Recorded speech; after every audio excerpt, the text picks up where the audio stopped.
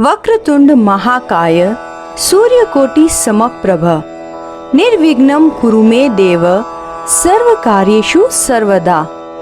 नमस्कार, स्वागत है आपका भक्ति सत्संग में। आज हम बात करेंगे गणेश चतुर्थी के बारे में, भगवान श्री गणेश के जन्मदिन के बारे में, जिन्हें हम विघ्नहर्ता और बुद्धि विधाता कहते हैं। इनकी पूजा करने से हमारी समस्त समस्याएं समाप्त हो जाती है, सभी परेशानियों का अंत हो जाता है और हमारी बुद्धि का विकास होता है, साथ ही रिद्धि सिद्धि की प्राप्ति भी होती है। आज हम बात करेंगे कि गणेश चतुर्थी पर गणेश जी को घर कैसे लाना चाहिए, उनकी पूजा कैसे करनी चाहिए और ये उत्सव 10 दिन तक क्यों मनाते हैं, इसके पीछे क्या कारण है। तो वीडियो को अंत तक जरूर देखें और पसंद आने पर लाइक और शेयर करना ना भूलें। और यदि आप भक्ति सत्संग पर नए आए हैं, पहली बार आए हैं, तो हमारे चैनल को सब्सक्राइब जरूर कर लें। तो सबसे पहले जानते हैं कि गणेश चतुर्थी कब आती है। भाद्र मास के शुक्ल पक्ष की चतुर्थी को गणपति के जन्मदिन के रूप में मनाया जाता है। गणेश चतुर्थी का यह उत्सव लगभग 10 दिन तक चलता है, जो गणेश चतुर्थी से लेकर अनंत चतुर्दशी तक मनाया जाता है। इस दिन ढोल नगाड़े बजाते हुए गणेश जी की प्रतिमा को घर लाते हैं। आइए अब जानते हैं कि गणेश जी की प्रतिमा की स्थापना करके उनकी पूजा कैसे की जाती है, भोग क्या लगाना चाहिए। गणेश चतुर्थी के दिन ब्रह्म मुहूर्त में उठकर स्नान आदि से निवृत्त होकर गणेश जी की प्रतिमा को घर लाया जाता है। गणेश जी की प्रतिमा आप जैसी चाहें ला सकते हैं। मिट्टी की प्रतिमा ला सकते हैं, तांबे की ला सकते हैं, चांदी की ला सकते हैं। जैसी आपकी श्रद्धा हो, जैसी आपकी इच्छा हो, आप वैसी प्रतिमा ला सकते हैं। गणेश जी की प्रतिमा को घर लाने से पहले कलश स्थापना जरूर करें। कलश स्थापना में आपको एक कलश लेना है, उसमें एक सिक्का और सुपारी डालकर पानी भरकर रखना है। उसके बाद उसके मुंह पर लाल कपड़ा बांधें।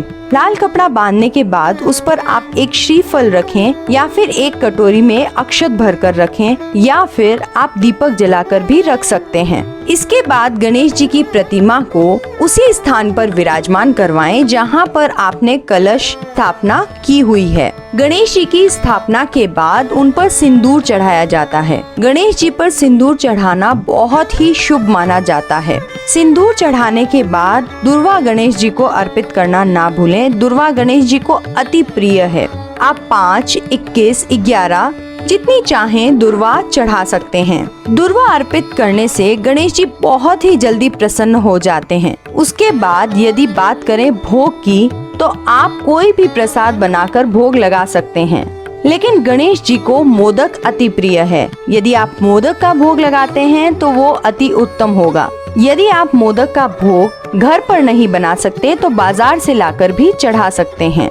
इसके बाद भगवान श्री गणेश जी की विधि विधान से पूजा करें। पूजा के बाद आप गणेश जी के भजन, गणेश चालीसा, गणेश स्तोत्रम, गणपति की स्तुति जरूर करें। किसी भी पूजा में भगवान का भजन करना या भगवान की स्तुति करना बहुत ही शुभ और फलदायी माना जाता है। इन सब के बाद गणेश जी की आरती करना ना भूलें। हम कोई भी पूजा करते हैं तो अंत में आरती जरूर करनी चाहिए, जिससे कि पूजा संपन्न मानी जाती है। आरती करने के बाद भगवान के साथ सभी बड़ों का आशीर्वाद लें और आरती की थाली में दक्षिणा जरूर चढ़ाएं। आइए अब आगे जानते हैं कि हमें गणेश चतुर्थी के दिन क्या नहीं करना चाहिए। गणेश चतुर्थी के दिन भूलकर भी आप चंद्र दर्शन ना करें। ये बड़ा ही अशुभ और अमंगल माना जाता है। चंद्र दर्शन करने वाले पर झूठा कलंक या चोरी का आरोप लगता है। पुराणों के अनुसार गणेश चतुर्थी के दिन चंद्र दर्शन करने से भगवान श्री कृष्ण पर भी मणि चोरी का आरोप लगा था। तो आप चंद्र दर्शन बिल्कुल भी ना करें। यदि भगवान नहीं बच सके तो हम तो तुच्छ मनुष्य हैं। गणेश चतुर्थी का ये उत्सव 10 दिन तक चलता है और रोज हमें गणेश जी की विधिवत पूजा करनी होती है, उन्हें भोग लगाना होता है और आरती करनी होती है। ये उत्सव हम 10 दिन ही क्यों मनाते हैं, इसके पीछे क्या कारण है, आइए जानते हैं। धार्मिक ग्रंथों के अनुसार वेद व्यास जी ने महाभारत की कथा भगवान श्री गणेश जी को 10 दिनों तक सुनाई थी।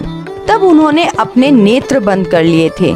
और जब 10 दिन बाद आंखें खोली तो पाया भगवान गणेश जी का तापमान जो है वो बहुत अधिक हो गया है।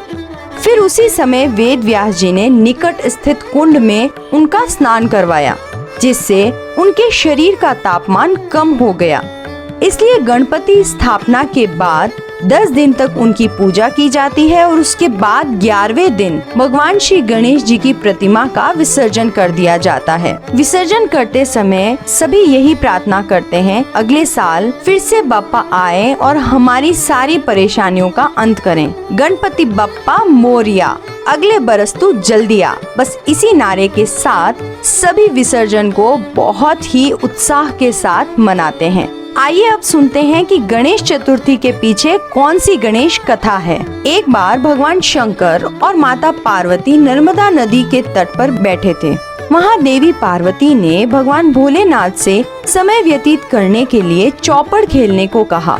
अपनी पत्नी के आग्रह पर भगवान शंकर ने चौपड़ खेलने की तैयारी कर ली, परंतु इस खेल में हार जीत का फैसला कौन करेगा, इसका प्रश्न उठा। इसके बाद भगवान शंकर ने कुछ तिनके एकत्रित करके उसका पुतला बनाया। उस पुतले की प्राण प्रतिष्ठा कर दी और पुतले से कहा, बेटा हम चौपड़ खेलना चाहते हैं, परंतु हमारी हार जीत का फैसला करने वाला कोई नहीं है, इसलिए तुम ही बताना कि कौन जीता और कौन हारा।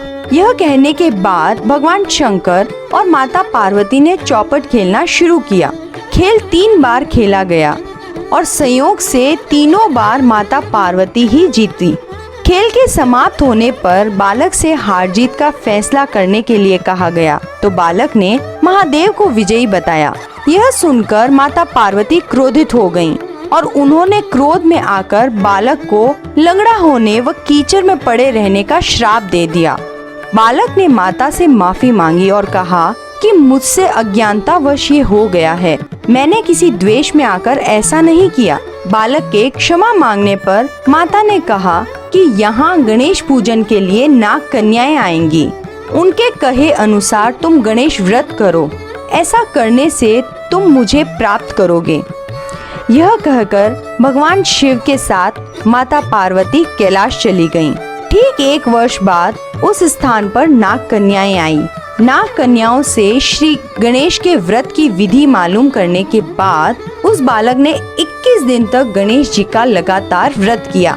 उसकी श्रद्धा को देखकर गणेश जी प्रसन्न हो गए और श्री गणेश ने बालक को मनोवांछित फल मांगने के लिए कहा।